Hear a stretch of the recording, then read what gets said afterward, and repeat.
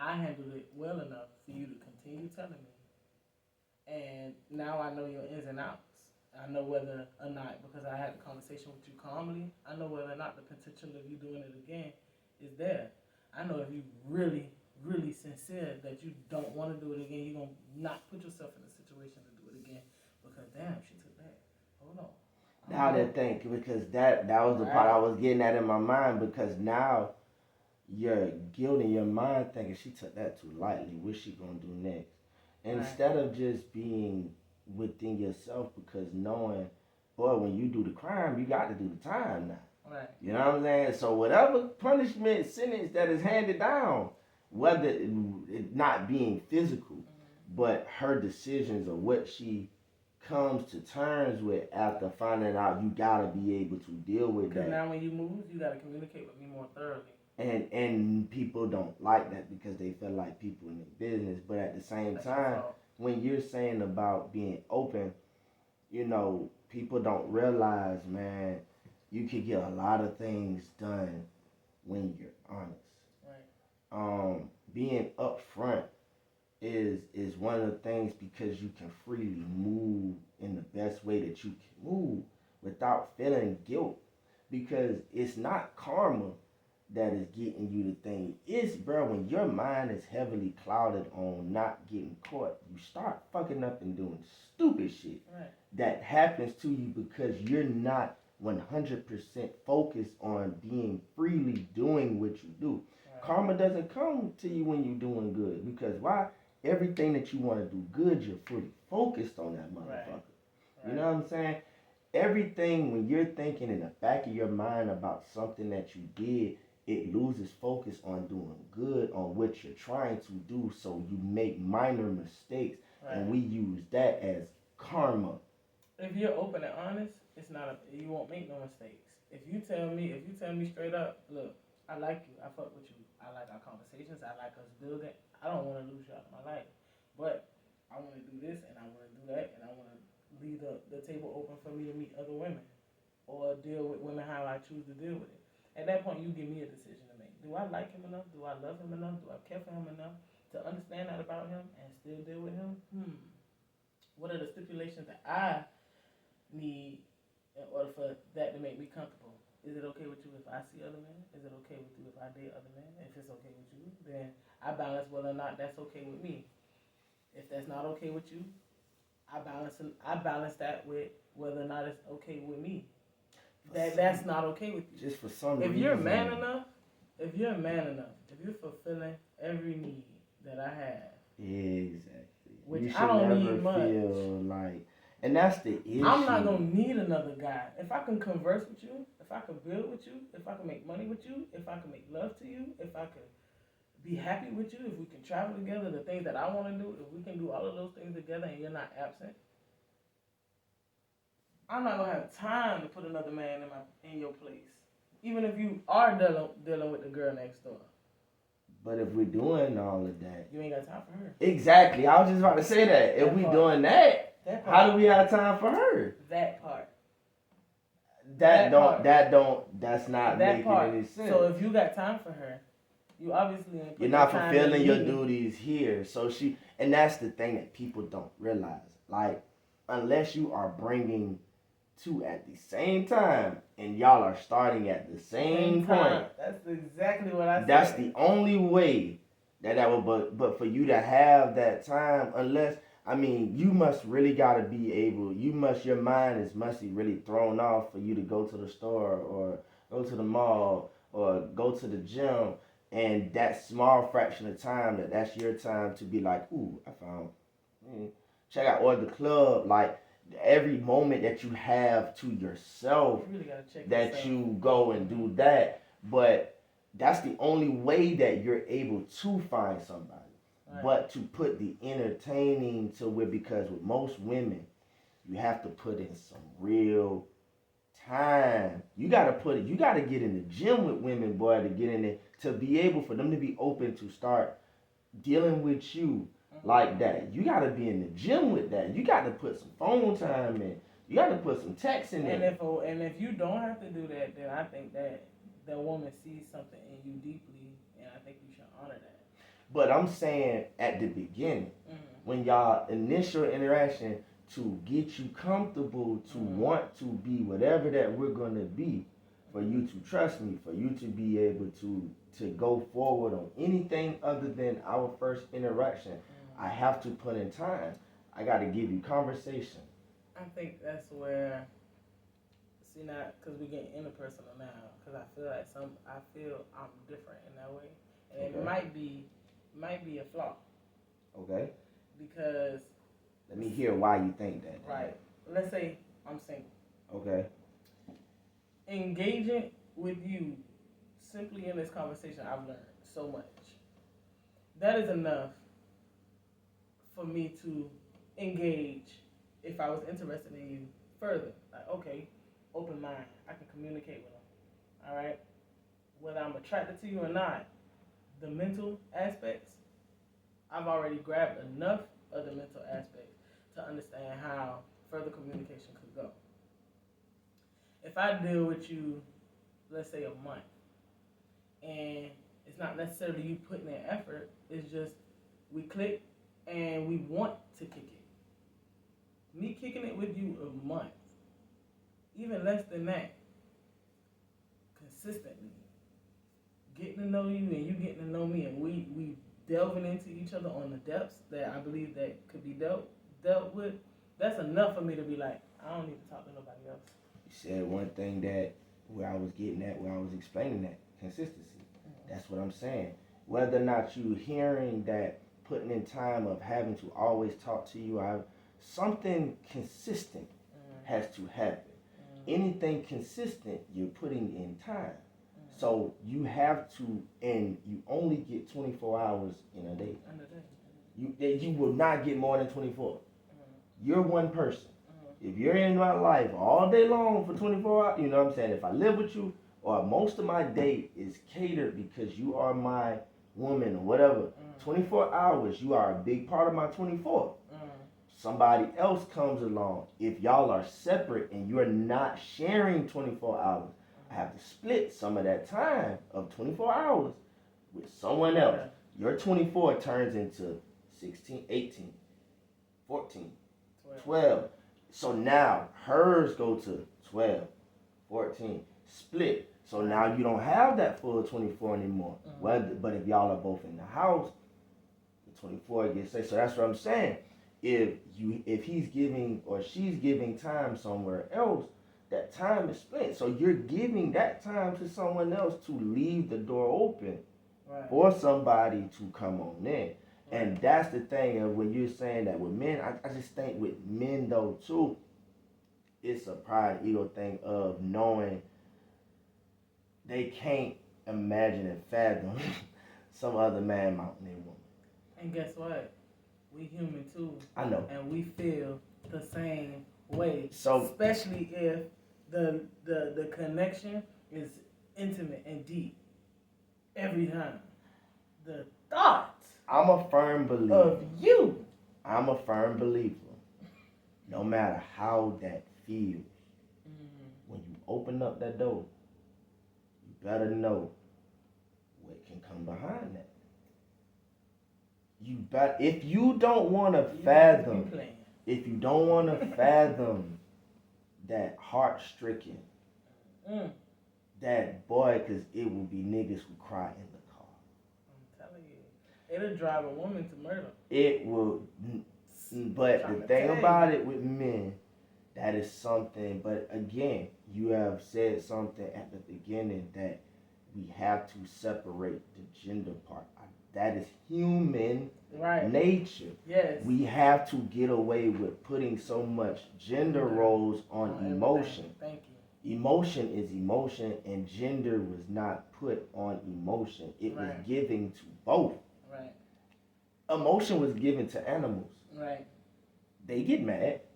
They get angry. They lash out. They loving. They so do. But with animals, we say, oh, that's a man, dog. He should not be that soft. Right. Why do we do that? It's a dog. It's a dog. So if we can't do that with animals, why should we be doing it with humans? Right.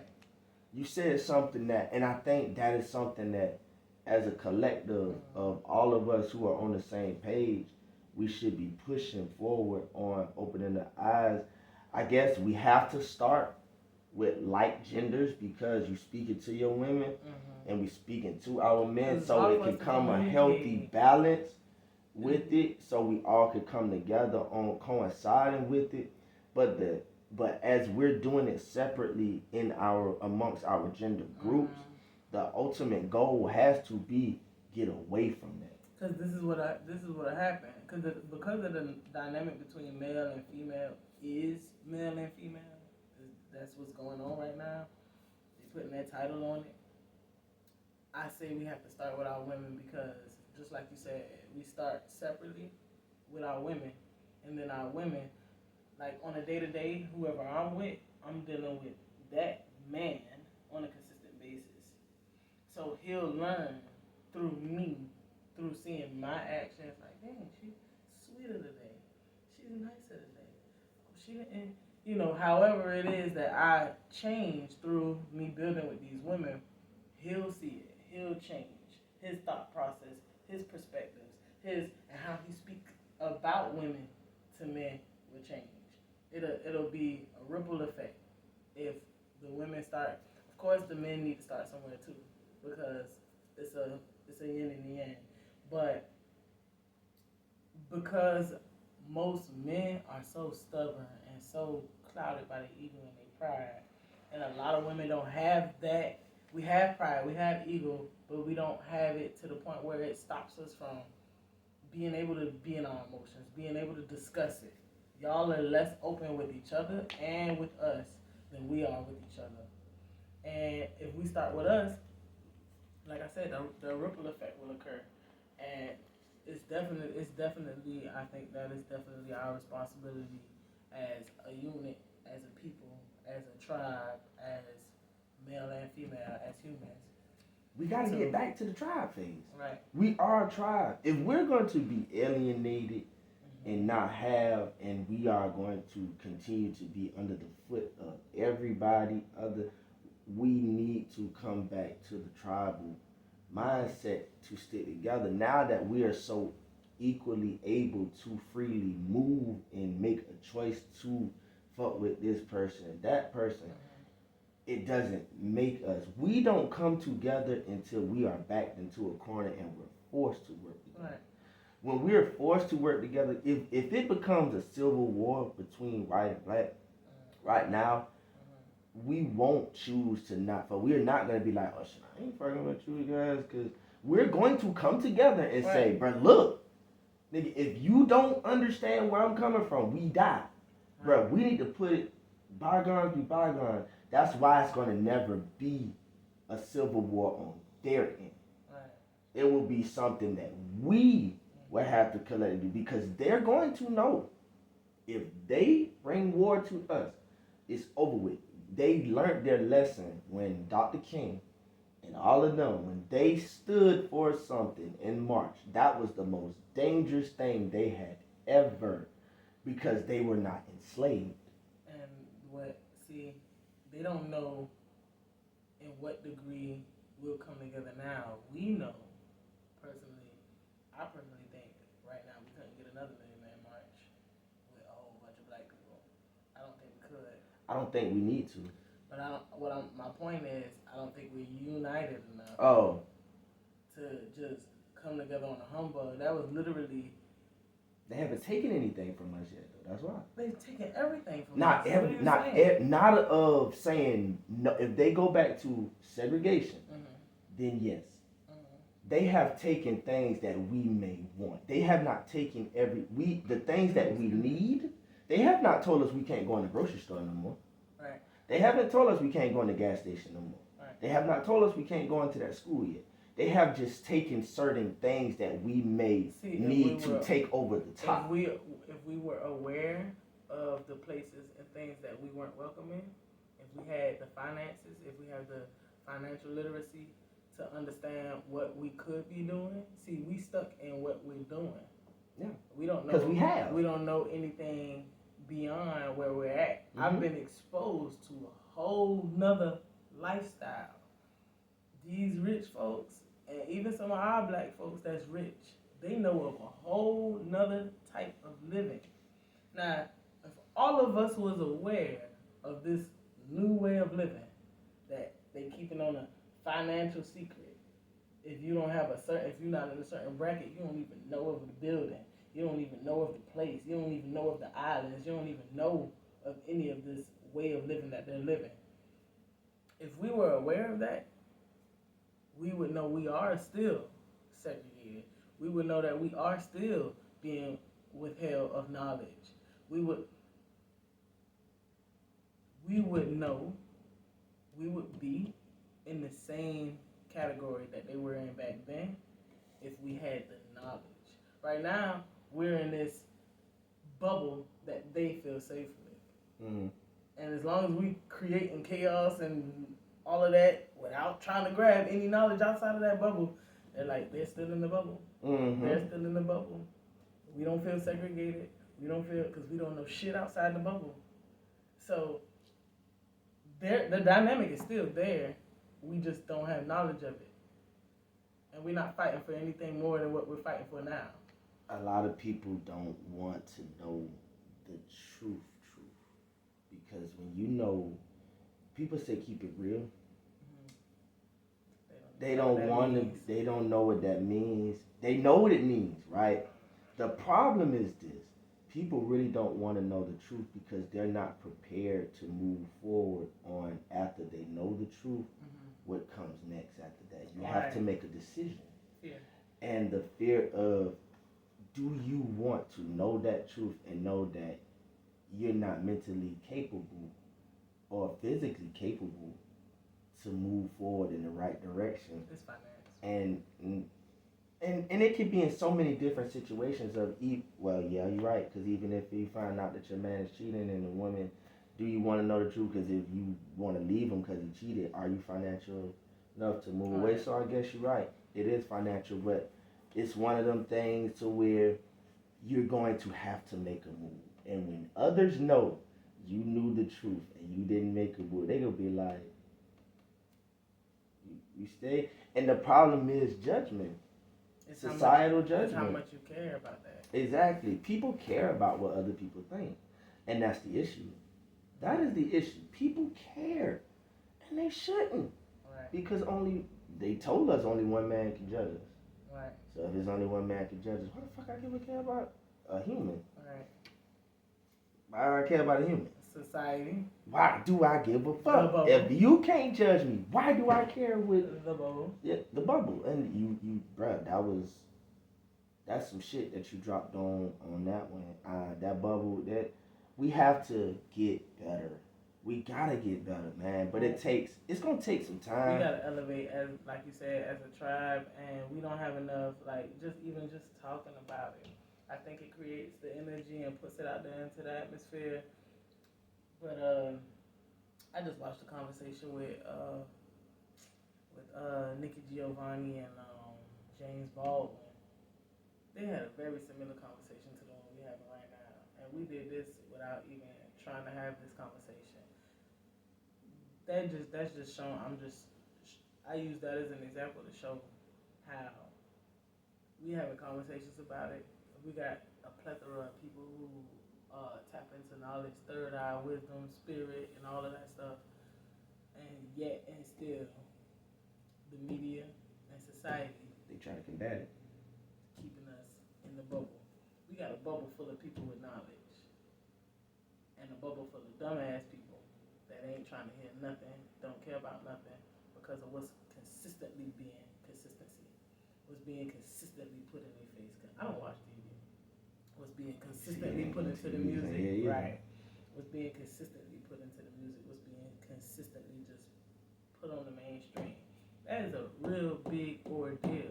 We need our own real platforms. Yeah, we're doing podcasts. Yeah, we're doing videos. We're still using these people's platforms. They only allowing, the algorithm is only allowing so much of what we're speaking of to come out. If we don't get our own, we don't have anything that is ours. If we don't get our own things and put it out there and get us, we really need to unite. And I've been saying this for years. And because we're in this bubble, we have no idea, really and truly, no idea on how to communicate and unite. We really don't. And there are people with our minds still having small taints, still tainted slightly, and just enough, tainted enough, just enough to keep us still in this damn bubble.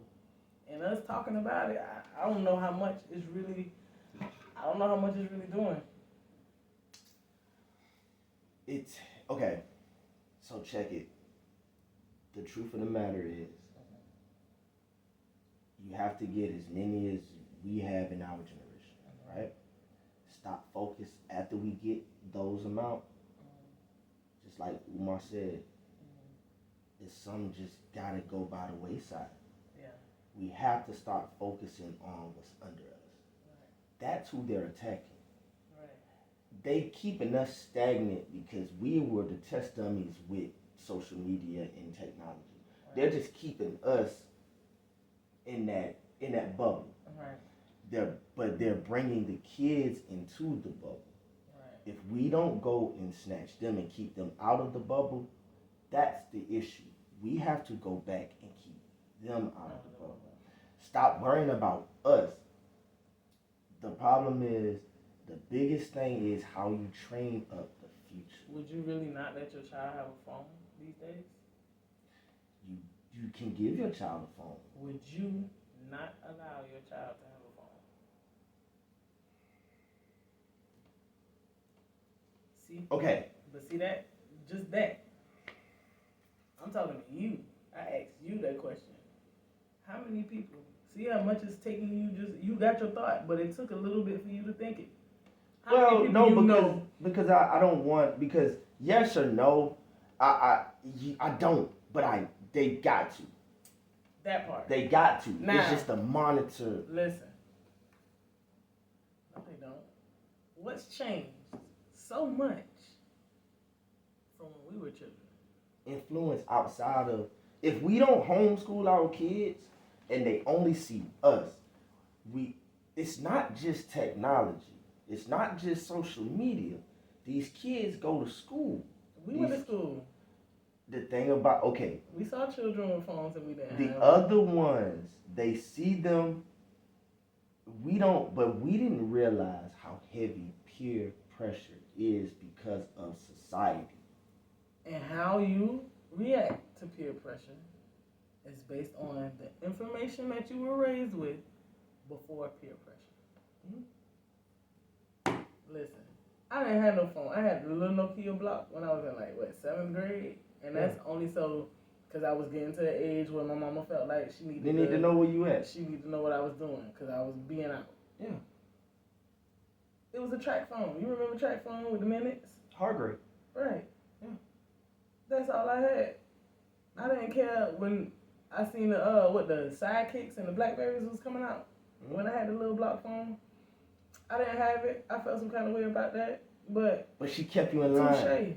Because you only had it. It's on us now. So you only had it for certain purposes, and it was only allowed it wasn't, not saying allowed, but the phone was set up in only the realms of what she was going to allow you to be able to do. First of all, I wasn't capable of doing too much. Okay. Second of all, it only had so many minutes, and I knew that if I didn't have the minutes on the phone, that she would not allow, and if I did it deliberately, she would come embarrass me.